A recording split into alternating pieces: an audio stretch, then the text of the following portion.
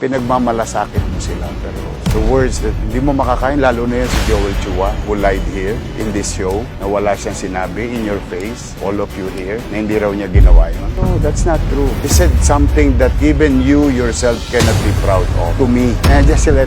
Dalawa kayo ni Roland Valerian. Ngayon lang ako sumagot kasi hindi ko kayo sinasagot ng kampanya. So, ayoko ma-blur yung damdamin ng tao. Yung dalawa na yan. Said something na kahit ikaw, Pinky, hindi mo makakain. Yun ang katotohanan. O now, kung gusto nyo, total, tapos naman ang lahat. Hindi magpa-lie detector test tayo. Kumbaga, para malaman natin kung sino nagsasabi So, you're not a hindi mo makakain. And the way the actuation in the corner, the physical actuation on how they treat you, kung paano ka pagsalitaan ng mga taong at one point in time, they are in the streets, you believe in them, nurture them, hone them, give them chance, you're happy, you became successful, and the least thing that you can expect is, pare, kape naman tayo. But yung sigaw-sigaw at pagsalitaan ka ng hindi maganda, and you have a balls to say in Bilyonaryo that wala kayong sinabi.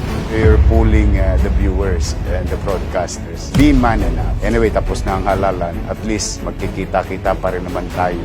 O ngayon ako sumasagot. So not to confuse the people based on emotional voting. I really wanted the people of Manila decide based on performance. But now, Pinky, I'm here telling them straight, be man enough. Total, ang tatapang nyo sa Quadcom. Pag dito sa television, mukhang hindi ko maintindihan. But pinatawad ko na kayo. O gusto nyo naman marinig, kung ang Diyos ay nagpapatawad, ako pa kaya tao lang. Pinatawad ko na kayo. Nakamove on na ako sa buhay.